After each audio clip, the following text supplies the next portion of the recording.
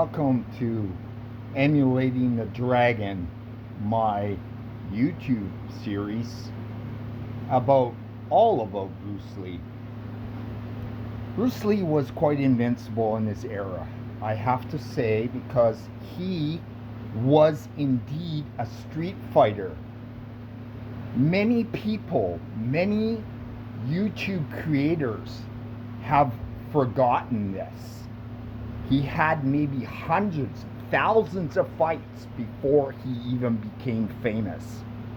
And don't forget, when he injured his back, he had so much time on his hands to pick apart combative positions, combative situations. This is why he became like water. Water is impossible to beat, okay? It goes everywhere, it's everywhere, it can adapt to anything, right?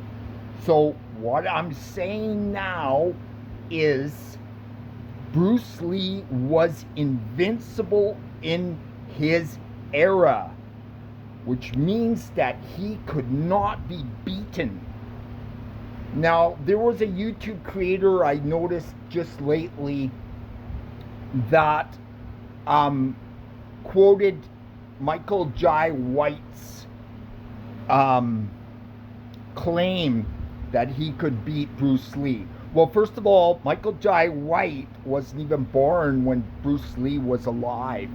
So that's kind of like being wishful thinking, I think.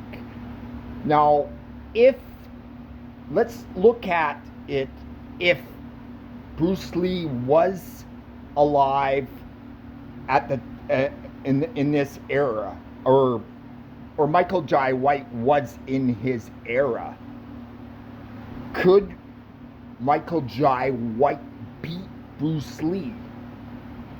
Well, we have to look at his philosophy in fighting.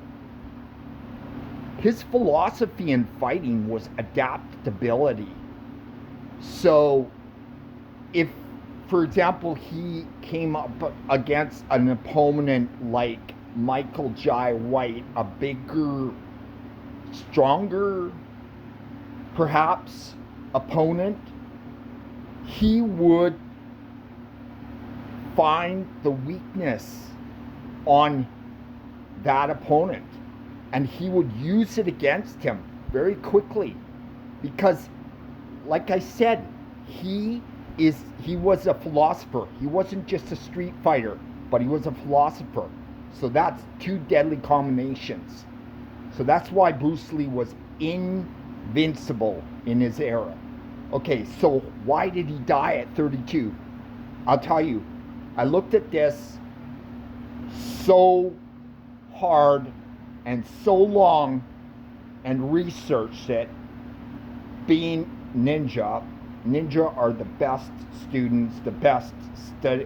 They study deep, like deeper than anybody else. Okay, so I got to look at everything, and what I concluded is Bruce Lee was fearful for his life in the last 2 or 3 months.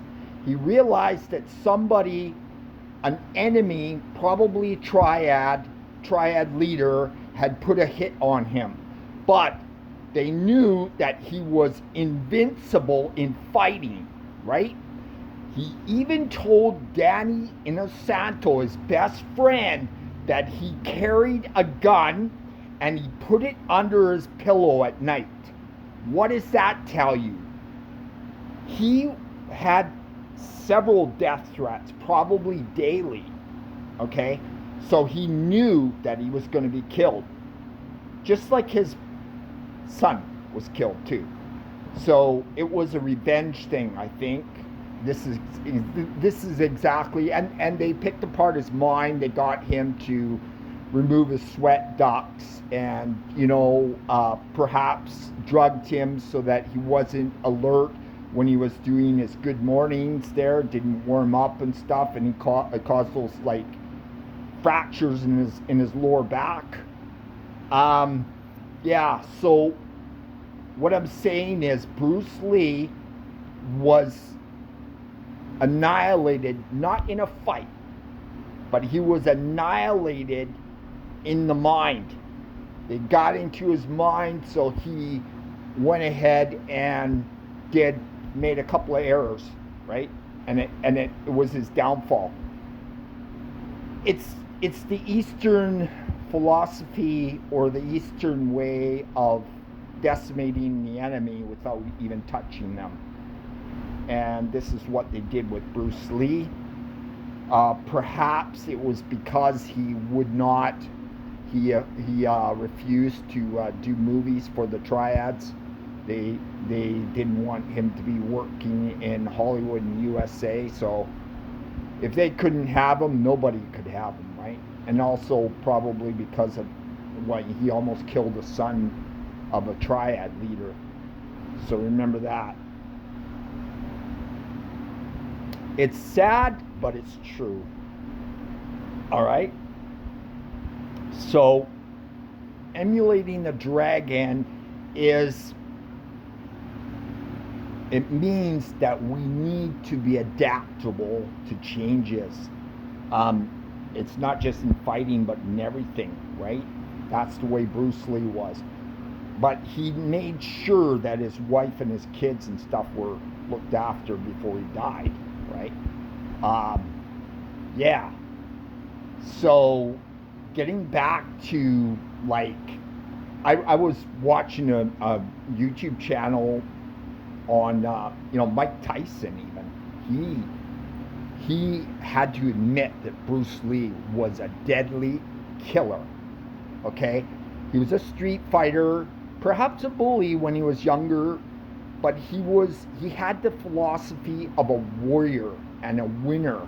He was a winner when it came to fighting, because he knew systematically every move, right, and knew how to counter it with Jeet Kune Do, right? So that's what I'm going to just leave with you tonight about Bruce Lee. I think Bruce Lee was invincible in his era. There were a couple of guys that were close to his caliber. I would say Chuck Norris was one, and perhaps the other one was, should I say Muhammad Ali? Yeah, I would say Muhammad Ali, because Muhammad Ali was very fast, and he could move and dive and duck and parry and that kind of thing too. So that's the kind of style that Bruce Lee. It would be interesting to see them fight. I think it would probably be almost a draw. All right, have a good night, guys. Thanks for tuning in, and do subscribe to my channel. I have 6 other fantastic series on the channel. Mad Music, and there's other ones too as well, like What Would a Ninja Do? The Naked Ninja, the one and only. All right, have a good night. See ya. Bye.